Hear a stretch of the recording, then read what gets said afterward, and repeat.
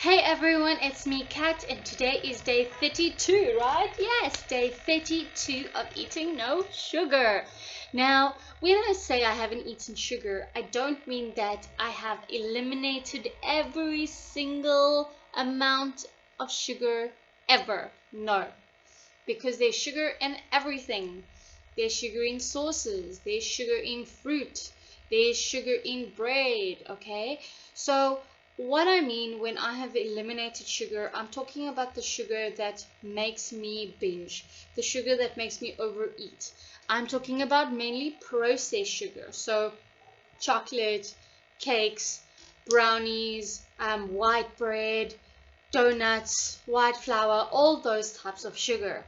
Now, when you are a sugar addict, you need to figure out what sugar triggers you, what sugar you have, and all of a sudden your brain lights up and that's all you want, and yum, yum, yum, yum, yum, and what sugar is safe to eat. For example, fruit. But in everyone's case, it is different. It's not like an alcoholic where you go, okay, alcohol makes me go cuckoo, no more alcohol. If I can equate it the best, sometimes it would be, so I'm an alcoholic, I can't drink alcohol, but I also can't drink fruit juice or non-alcoholic beer because it also makes me go cuckoo. It's not as simple as that with being a sugar addict. Basically, you've got to be, like I mentioned yesterday, very honest with yourself and determine what food you can eat and you can eat safely, and what food you eat and it makes you desperate to have more and to over consume until you're sick and then the next day itching and scratching for more. Those are the no-no foods. Those are the no-no things to eat. So that's what's difficult, because you might think everything's fine and then one day you have something that seems safe and then it makes you want to go over the edge. But to now have that, go, okay, this food is bad, stop eating it and carry on with your life. Not go, oh my gosh, this food triggered me and now I want to eat sugar and now I'm going to go and stuff my face with because, hey, I screwed up. That's not how it works. So the one thing though that I think as a sugar addict, I am myself still looking at is that there are studies, I don't know what exact studies, I should probably go research them, but that talks about how artificial sweetener lights up the brain in the same way refined sugar does. And so, as a rule of thumb, with what I've been doing in my life, is that I've eliminated artificial sweetener.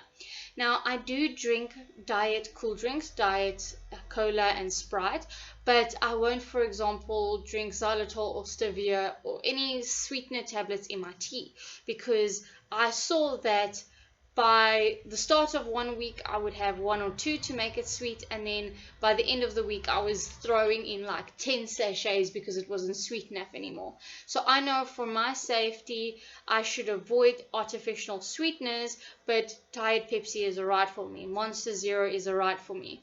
But now the question is it all or nothing? So different sweeteners, different types of sweeteners. For example, I know that in the future, let's say 100 days from now, I can maybe test sugar-free sweets. But I know because my weakness is chocolate, I think it's best to stay away from all chocolatey type of things. So even though you get sugar-free chocolate, I think it's best for me to avoid sugar-free chocolate or anything with a chocolate flavor to it, because even though it might not actually have sugar in it, it's still a trigger for me, and that could result in me maybe going off my bananas, where I could maybe eat something like a hard candy that's full of sugar, but because it's not my trigger point, it's not gonna make me go off the edge. But again, it's best to avoid the main types of things. So mostly refined sugar, avoid it. But for example, I'm not gonna stop eating mayonnaise because there's sugar in it, because although I like mayonnaise, I am not sneaking into the kitchen eating tablespoons of mayonnaise at night, because it's not, sugar is not its main element, if that makes sense. So basically what I'm trying to say is, being a sugar addict is like being in a landmine, being on land full of landmines. Every day you take steps. Every food you put in your mouth is a step, and you're just hoping one of them is not going to blow your freaking mind off. And if you do come and find one that is, well, you just avoid it from there on. It doesn't mean all your progress is now halted and that you have to start from scratch. It's not like that. So that's the thing that's different, because you really don't always know where you are, and it's not clean and cut like being a gambler or an alcoholic where you just avoid it all, because you've got to eat every day. And yeah, you just got to find out. Also, sometimes, because I'm a food addict, well, I don't feel like I'm a food addict, I'm a sugar addict. I feel like there's a fine line between something being a treat and then me binging on something. So for example, let's say I like popcorn. I'll have a big bowl of popcorn. And at first I thought, oh my gosh, this is a lot of popcorn. What if I've got a popcorn addiction? Meantime, I know I can eat the bowl of popcorn, I'm not full, and I'm done. I'm over with it. I don't want it for a while, So it's, again, that honesty with yourself to look at what are you eating and how it makes you feel. And that's what we all should do, though, all the time.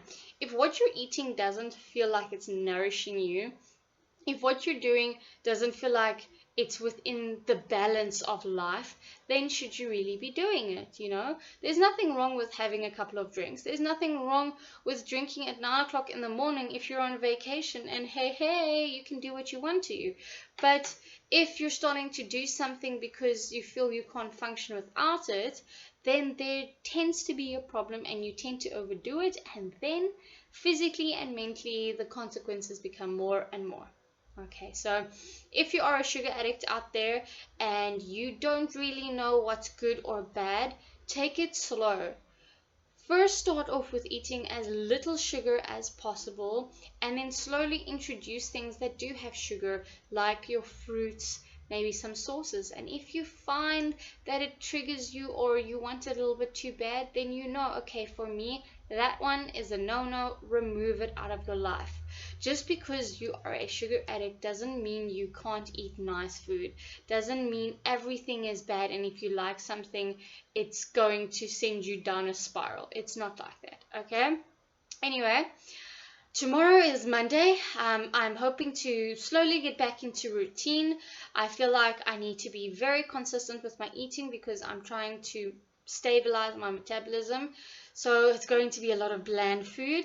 But I think the sacrifice of eating bland food for a while is going to be rewarding in the end, because in the future I will know exactly what my body needs, how much my body needs. It will be getting more than enough, and that in the future, maybe a year or 2 years from now, if I decide to diet, I can actually diet and eat less food without it seeming like I'm starving myself. So yay, good news.